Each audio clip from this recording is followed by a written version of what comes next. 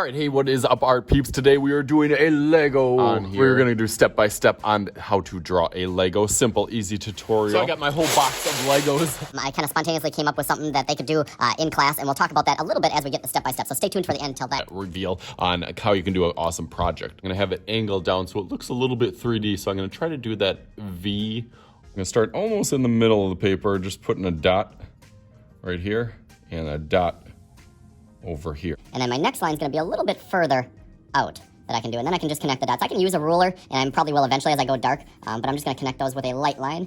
Just in case I make a mistake, I get a little bit nervous, so I draw really lightly first. And then after you got your L shape, you're going to go down right there. And you want that same angle, so you can see that same, it's a parallel line from the top to the bottom. So once from there, go over.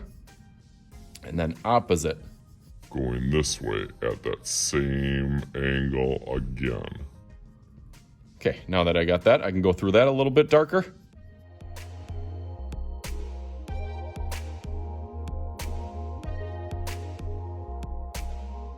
want these to be even because if this is a straight line, this also has to be a straight line. That's where people get a little tricky and confused here. They think that it goes off at an angle, but it actually goes straight up.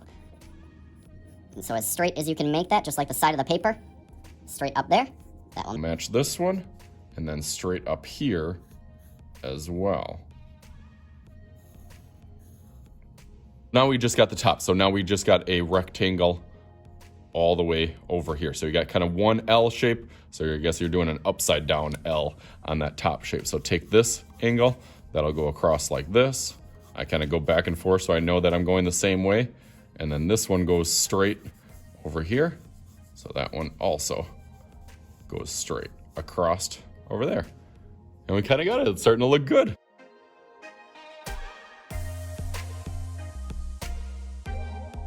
And I'm going over it darker. I can always kind of tweak it and kind of round the edge to go over towards that way, or cut it short, or make it a little bit longer on the top, just to kind of perfect it a little bit. But that looks pretty good. I'm happy with that. Okay, nice. So now you're gonna have kind of 2 rows of your little dots and prints on the top.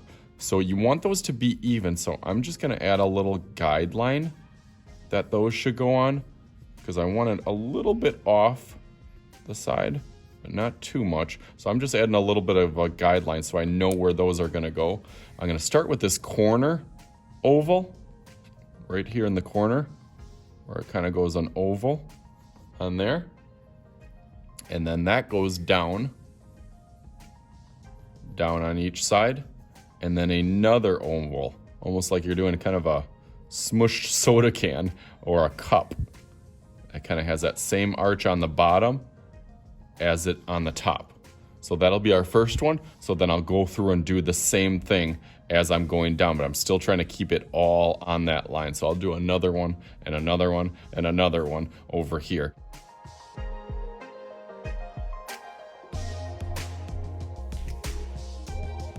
Okay, nice, that looks good. Ooh, there it is. I feel like it looks a little bit thick.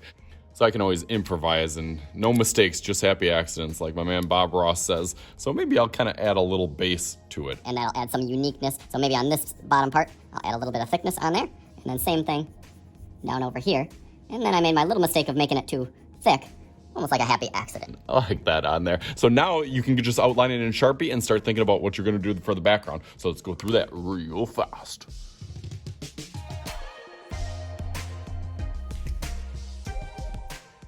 Okay, awesome. So that looks really good now. Now it's like your coloring sheet. You can color it whatever colors you want. You can add pieces to it. You can add a background, put it in whatever Lego creation world that you want, or you can really take your time in adding value and shading. That's actually how I came up with this project of just giving kids up to 10 Legos from my big collection, and they can choose if they want to do just something simple and draw that, or make something a little bit more complex and then draw that. So they get a little building time, but they get up to 10 Legos on there. But I had some really awesome creations. So let's make some magic happen with this one.